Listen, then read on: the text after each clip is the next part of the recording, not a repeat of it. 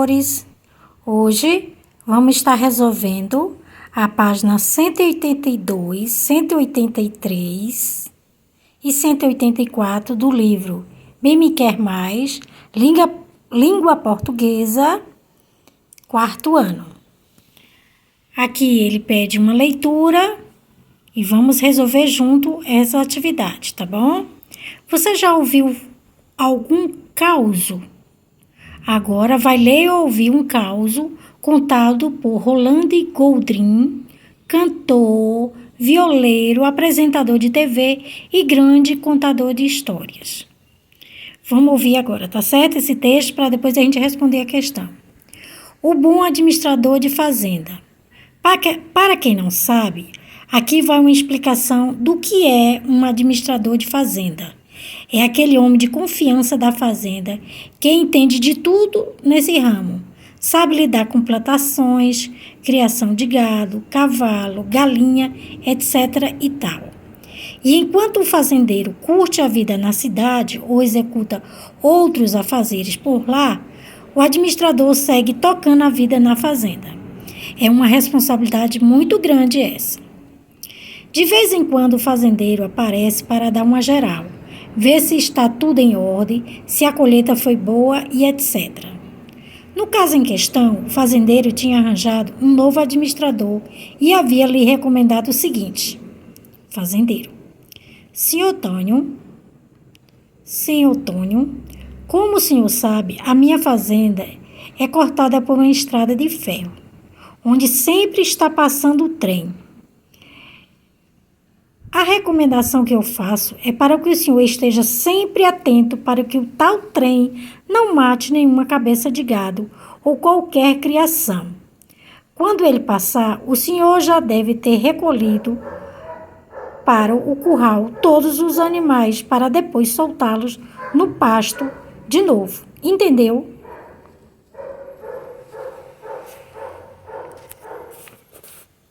Caipira: sim, senhor, pode deixar. Por esse tarde trem aí, eu nem conheço ainda, mas não há de matar nenhum animal do senhor. Vale lembrar aqui que esse administrador não tinha nenhuma prática desse trabalho. Era sua estreia nessa função. O fazendeiro estava testando o dito cujo, porque o antigo administrador tinha abandonado o emprego.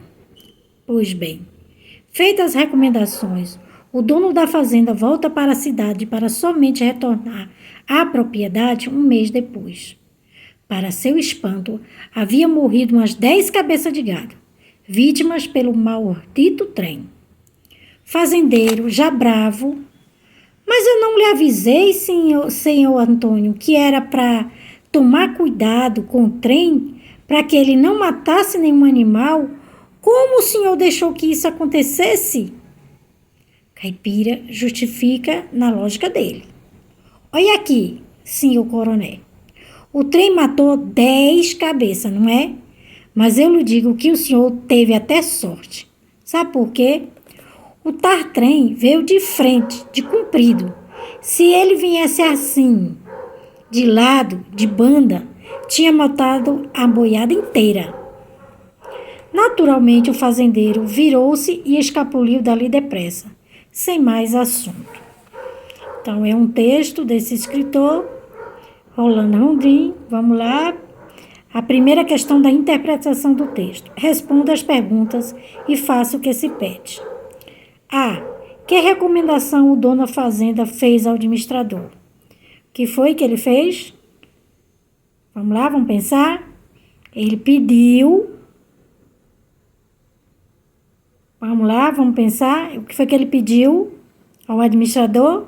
Ele pediu que cuidasse das cabeças de gado dele para o trem não pegar, não é isso? Então, vamos lá. Que ele tomasse cuidado com o trem que passava pela fazenda para que este não matasse os boi. Tá certo? Essa é a resposta da letra A. B. Por que o administrador não seguiu a recomendação do fazendeiro? O que vocês acham, gente? Porque ele era ignorante nessa parte, né? Ele nem conhecia o trem, não é isso? Por isso ele não seguiu. Então, provavelmente porque era inexperiente na função e também não conhecia o trem. A explicação dada pelo administrador ao fazendeiro pode ser considerada uma artimanha. Por quê? Uma artimanha é uma esperteza. Por que ele deu essa explicação? O que vocês acham? Sim, realmente é uma artimanha, né? É uma sabedoria dele. Porque ele utilizou a astúcia para explicar que o prejuízo do fazendeiro foi bem menor do que poderia ter sido. Então, como ele era ignorante, ele tentou dar essa explicação. Letra D. E aí vocês podem até colocar isso mesmo. Como ele era ignorante sobre, não conhecia o que era um trem, ele tentou dar essa explicação dizendo que ele poderia ter um prejuízo maior. D. Dê um exemplo de reprodução da língua oral no causo. Então, a gente pode dizer qualquer fala de caipira, né? Senhor, mardito, qualquer outra coisa que vocês vejam que geralmente as pessoas do interior falam, tá certo?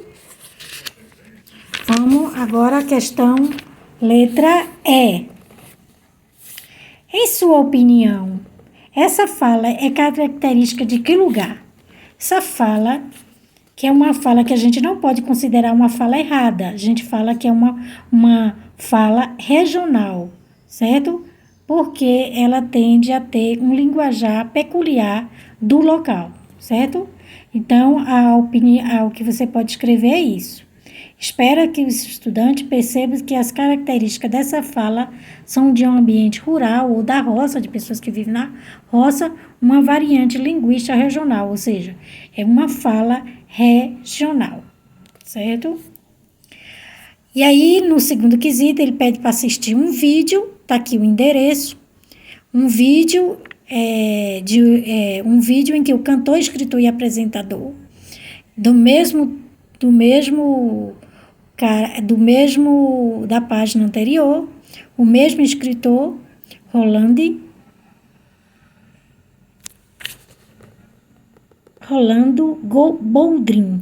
Boldrin, canta uma canção baseada num poema de Patativa do Assaré, que é um grande poeta popular, e aí ele coloca o endereço. E em seguida conversa com os colegas. Então, você coloca o endereço e aí assiste esse vídeo, tá certo? Para lhe ajudar.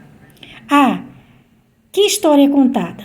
Então, a história que é contada, porque eu fui lá assistir o vídeo, é a história de um retirante, uma pessoa imigrante que sai do Nordeste, né, para ir para a capital, para a cidade grande. É a história de um migrante. Migrantes são pessoas que chegam, se deslocam de uma região para outra. De um retirante também, a mesma coisa.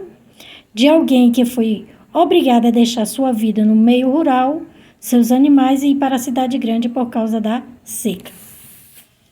Na letra B, quem conta essa história? Como essa pessoa se sente? Quem conta a história no vídeo é o próprio retirante, e ele se sente triste e saudoso por ter sido forçado a deixar sua terra. C. Em que região essa fala remete? Ou seja, de onde vem qual seria a região que esse retirante fala? É de algumas regiões do Nordeste. D. De que palavras entendemos o significado, apesar da forma com que elas são faladas? De que palavras entendemos o significado, apesar da forma diferente com que são faladas?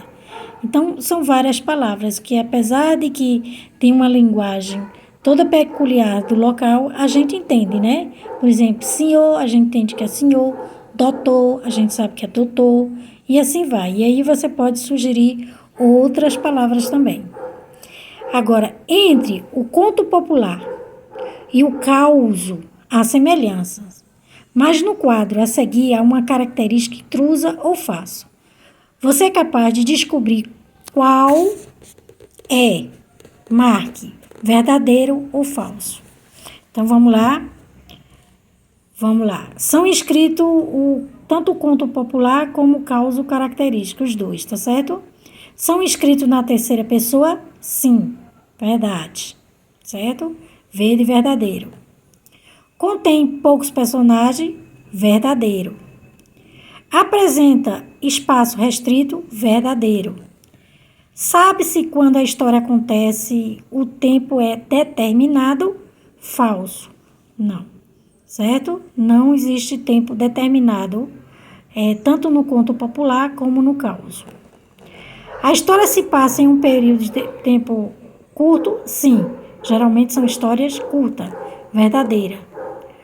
No caos, quando contado por escrito, há mais inferências da língua oral do que no conto popular, verdadeiro, certo? Então, hoje, aqui nesse vídeo, a gente termina a aula, página 184 do livro.